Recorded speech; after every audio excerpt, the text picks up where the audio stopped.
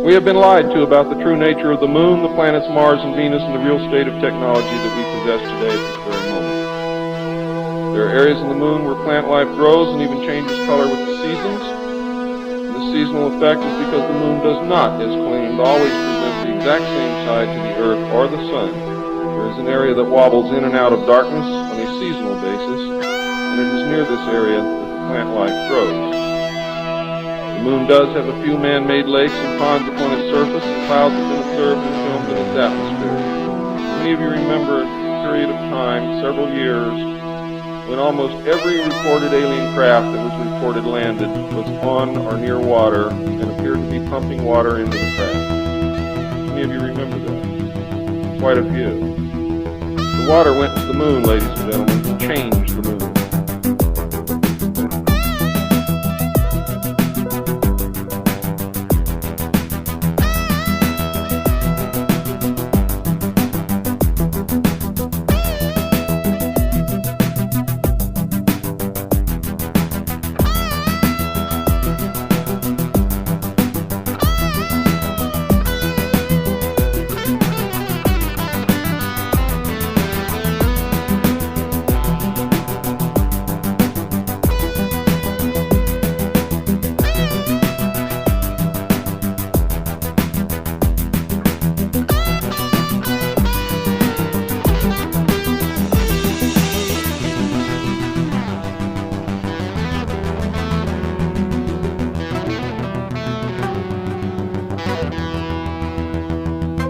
It possesses a gravitational field, and man can walk upon its surface without a spacesuit, breathing from an oxygen bottle after undergoing decompression the same as any deep-sea diver.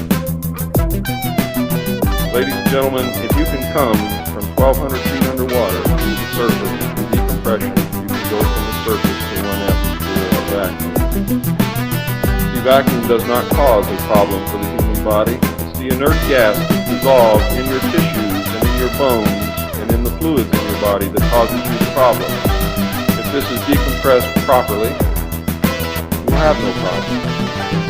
All you need is a very small amount of oxygen, very small pressure to breathe. You'll suffer no harm, except for one thing, that oxygen becomes toxic after breathing it over a long period of time. Therefore, excursions would have to be of a minimal time. Other than that, there is no reason why you or anyone else cannot walk on the surface of the moon or in space in a vacuum without a spacesuit. How do I know? I used to be one of the world's experts on deep sea mixed gas breathing mixtures for divers and on deep saturation diving. And I was the head of the department of the mixed gas deep saturation diving division of the College of Oceaneering. And I can tell you now, it's much easier to decompress to a vacuum and walk on the surface of the moon than it is to bring a man up from 600 feet.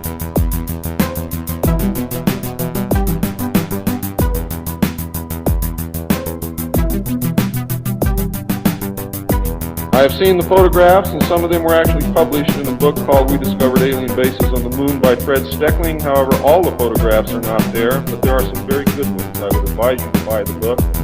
I advise you to look at the photographs, get the NASA number, and send for them.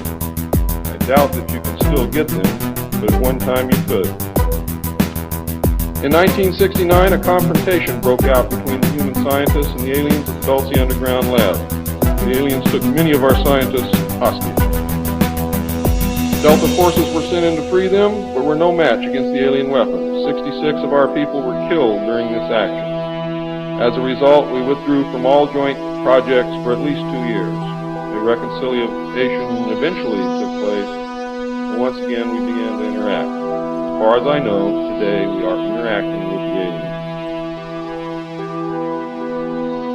I only have one message to give you. I don't care what you think of me. I don't care what you call me. I do care what you do with this information because it is important to our survival as a species. It's important to our planet. It is important for the world.